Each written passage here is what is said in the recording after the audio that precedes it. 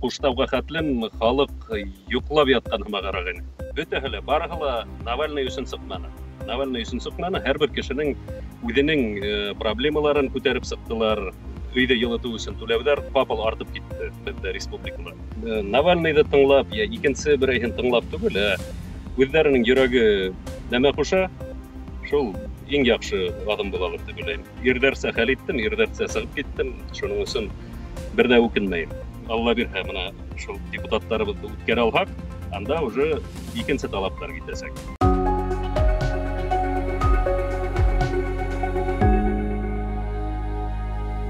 2021 елга эш пешергыч һәм арта барган торгынлык хисе көннән-көн азган хакимиятнең булдыксызлыгыннан һәм кыланышларыннан тую, истәвенә әле ишеқыры һич күренмәгән ковид депрессиясе белән кергән җәмәгатьчелек соңгы 10 көндә ниндидер бер көтелмәгән җанлылык кичерә. Аиләләрдә, социаль челтәрләрдә кызу бәхәсләр бара, төрле тамгалар, ярлыклар тагыла һәм моның сәбәбен аңламаучылар инде калмагандыр. Ул Навальный исемле бер кешегә бәйле.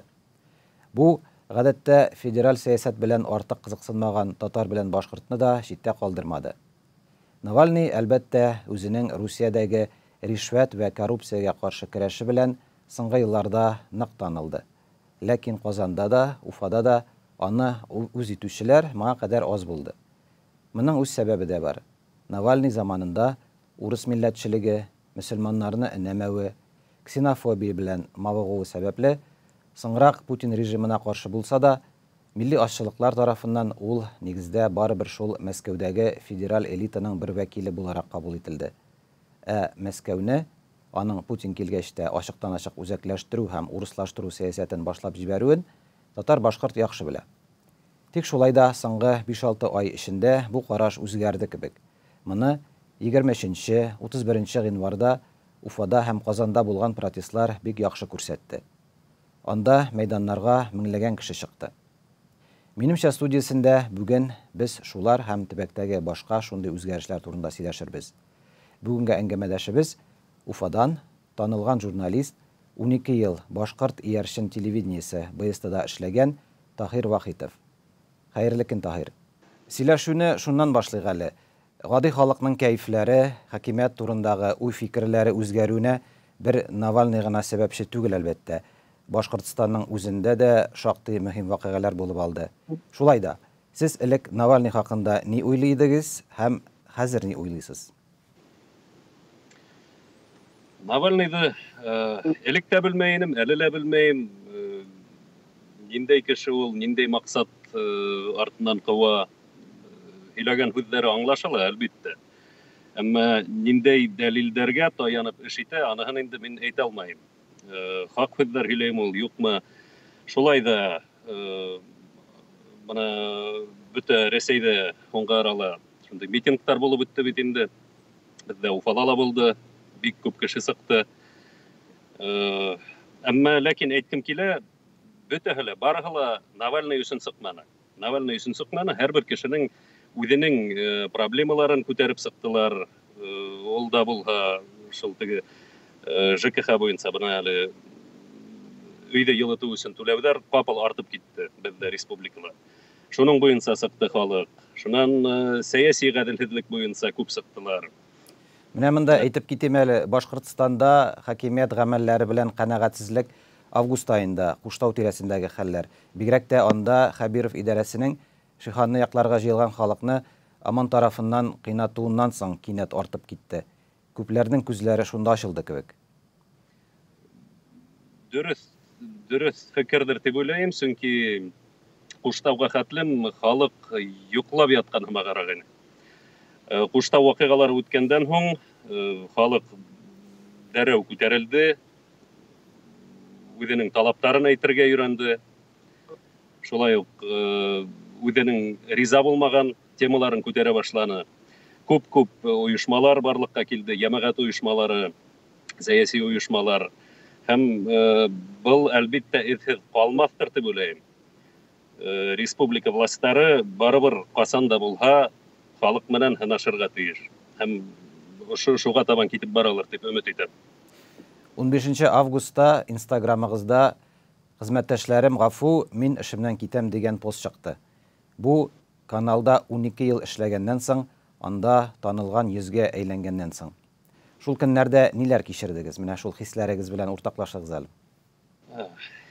Бик искә төшергәлә килмәй ул. Шулай да ярар, һорау булгас һорау, җавап булырга тиеш. Юк, нигә сорыйм моны? Чөнки андый карарлар кабул итү алдында калу, андый сайлау ясау, ул хәзер күпләр алдына килеп басты. Бик кыен усыр булды. Шул бер агна 9 августтан алып 15-нә 16-һына тиклем бик авыр усыр булды, чөнки әлеге заманда интернет бар. Интернет булмаһа, аны күрмәс тә белмәс тә инек бәлки.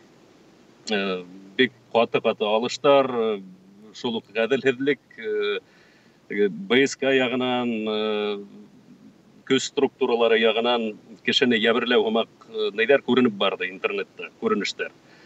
Һәм шул усырда мин шул яктарак тыуып үскән буларак, шунан тыуып үскән булудан да түгел. Был безнең республика һәм кайһы районга аяк бассак та, без анда үзебезнең өйдә һәм тоерга тиешбез үзебезне. Һәм Куштауда ошо хистәр миндә шул тиклем ташып сыкты һәм түзә алмай шундый карарга килдем инде. Менә шул. Менә ул Куштау тирәсендәге гаделсезлекне күрү әлбәттә бер нәрсә. Аны күп кеше Уфада да, Башкортстанда да, хәтта читтә Татарстанда да аңлаганнардыр, чөнки ул чыннан да искиткеч табигать һәйкәле, матур җирләр. Әлбәттә аны аңлау бар, ләкин икенче яктан ул гаделсезлеккә сез борчыласыз, күрәсез, ләкин бит гаиләне кайгырту дигән нәрсә бар, әйме? Яраткан эштән китү дигән нәрсә бар. Шул ук Инстаграмыгыздан беләм инде, яңа йортта төзеп маташасыз бит әле. Шундый чакта менә шундый карар кабул итү ничек булды ул? Кеше менә андый карарга ничек килә? Тагы ла кабатлайм, авыр туры килде. Был адымга баруы авыр туры килде һәм артабанғы әлеге тормышта ла барыбер авырырак нәмә дигән дә, әмма берниндәй үкенеч тойгылары юк. Ирдәрсә хәл иттем, ирдәрсә сыгып киттем, шуның өчен бер дә үкенмәйм. Аяк кул бар, исәнлек бар, балалар исән, Аллага шөкер. Аксаһын эшләрбез, өендә төзербез. Телевидениега килгәндә коллегаларды хагындыра, нык хагындыра, бик яхшы эш урыны, бик положительный коллегалар минең прямо үз эшенең осталары. Аралашып торабыз, язышып, шылтыратышып, күрешеп торырга тырышабыз. Барыһы ла яхшы. Анда калганнар белән димәк элемтәгез өзелмәде инде һәм алар менә сез килешмәгән эшне дәвам итә, ләкин сез алардан хәзер читләштегез. Менә бу проблема үзен аралашуда сиздерәме ничек тә булса? Кемдер менән һиздерә, күпселек минең яклы дип әйтһәм дә хата булмас, шул көлеп, шаярып әйтәбез инде. Разрядка уйыштырабыз. Һәм бик андый темага кирип китергә тырышмайбыз.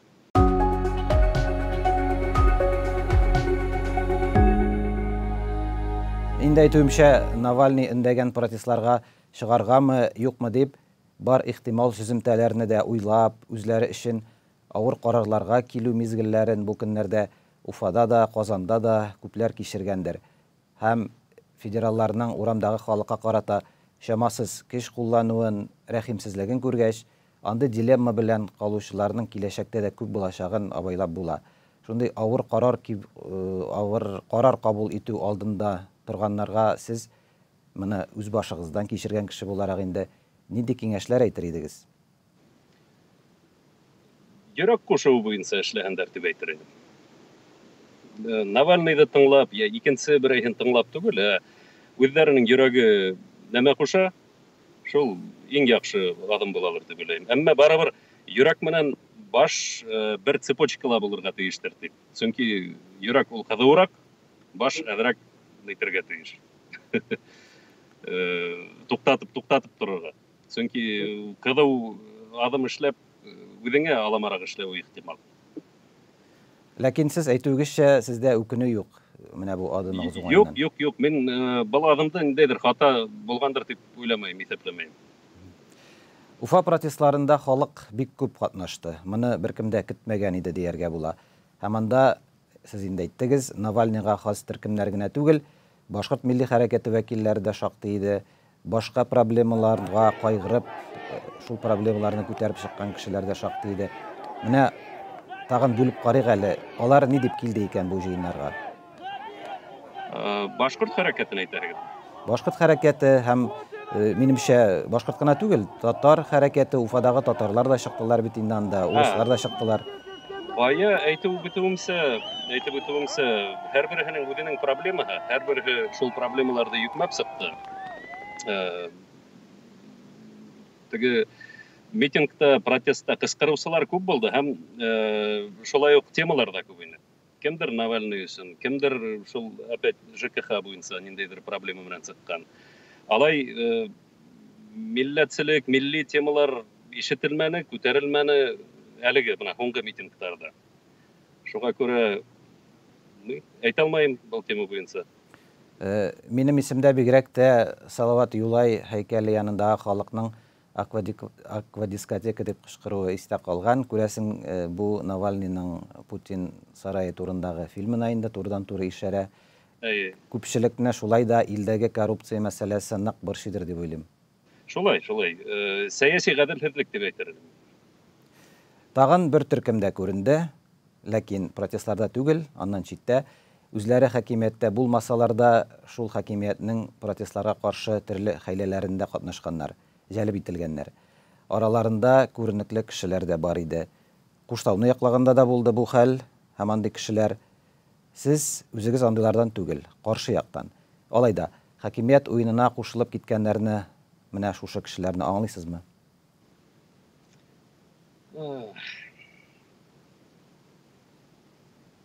Бер яктан аңлайым да, икенче яктан аңламайым да. Бәлки алар үзләрен дөрес эшләйдер дип уйлыйдыр. Әмма барыбер күпселек гаделлек халык ягында. Шуның өчен берәй вакыт үзләренә оят булыр дип уйлыйм. Казандагы татар хәрәкәте, бигрәк тә йомышлы татарлар, хакимият кычагына кирип уялаганнар, нигездә Навальныйны әле дә кабул итә алмый. Һаман да аның элекке еллардагы исламофобик карашларына басым ясый, татарга аның ярдәме тимәячәк дип кырт кисеп утыра. Алар моны югарыда утырган түрәләр кушуы белән дә эшләүе ихтимал әлбәттә. Андыйларга ни әйтеп була? Мисал өчен, башкорт хәрәкәте бу мәсьәләдә Русиядәге башка оппозиция белән ничектер күпкә берләшебрәк хәрәкәт итә кебек. Шулайдыр. Башкорт хәрәкәте дип бу башкорт турында әйтәгезме? Әллә Юк, бу гомумән башкорт милли хәрәкәте турында әйтәм. Аңлыйм инде, анда конгресс та бар, ансы тулысынча хакимият ягында тыелган башкорт хәрәкәте дә бар. Менә милли интеллигенция бар, башкорт мәнфәгатен кайгырткан. Алар татар милли хәрәкәте белән чагыштырганда күбрәк кимсетелгән хәлдә кебек. Әлегә кадәр һәр хәлдә шундый хис калган иде. Бар. Ул безнең башланды Рөстәм Зәкиевич вакытыннан әдрәк шундый басым киткәйне. Башкорт теленә басым китеп, башкорт телен укытуды кәметүдән башланды. Һәм менә шул ук теге башкорт оешмаһын эдәрлекләп, яки экстремистик оешма эшләп куйдылар бит инде. Был да һөҗүмтәһез калмагандыр дип уйлыйм. Навальный шушы ширегән, әмма татар һәм башкорт кебек милләтләргә явызлыгын көндә күрсәтеп торган тоталитар хакимиятне үзгәртер өчен бер корал гына. Аның федерализмга карата анык позициясе юк. Икенче яктан, бу очракта аның әлеге мәсьәләдәге карашларына тиешле юнәлештә тәэсир итеп була диючеләр дә бар. Булар инде оптимистлар, янәсе Навальныйны кире какмыйлар.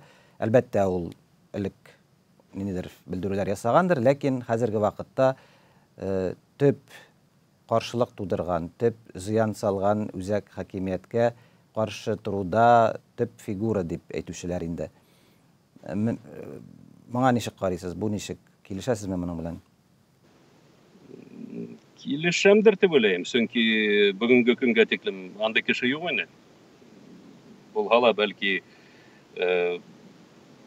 Бұл дәрәжәгә хәтлем күтәрелгән кеше булманы.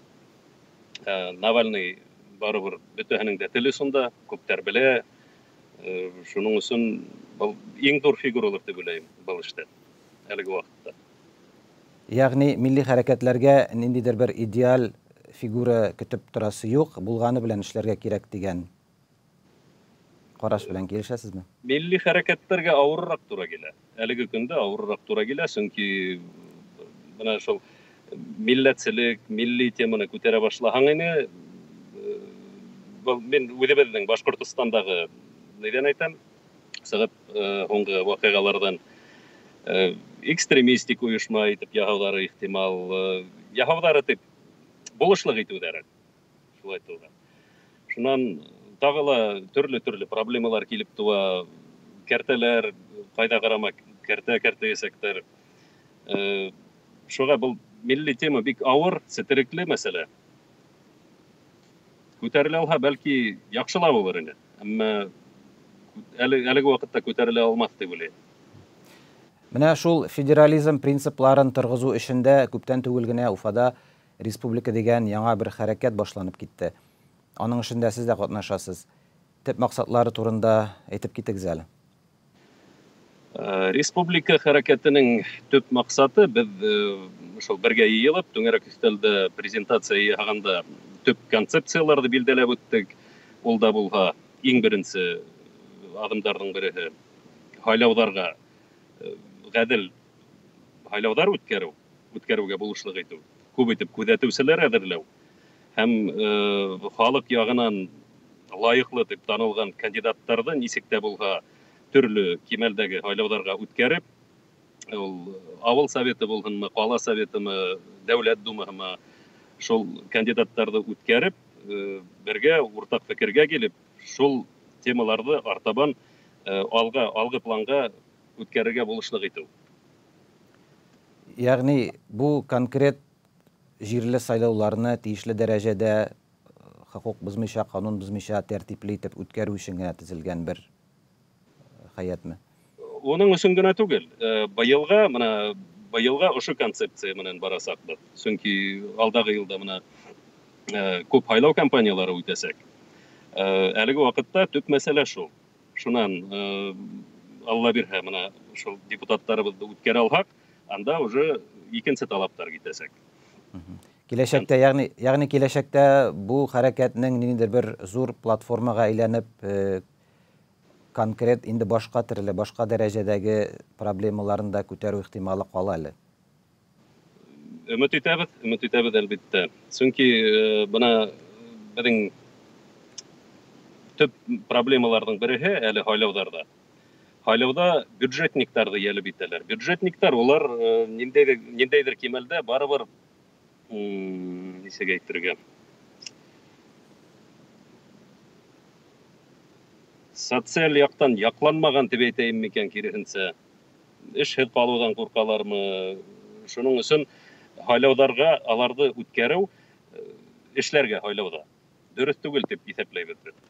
Шуннан район булһынмы, кала хакимиятеме җитәкчеләре күптәре безнең әлеге вакытта иң зур партияның җитәкчеләре булып утыралар. Башлык үзләре район башлыктары, үзләре урындагы партия ячейкасының рәисе. Бұл да дөрес түгел дип уйлыйбыз. Ошондый эшләргә каршы эшләр алып барырга инде.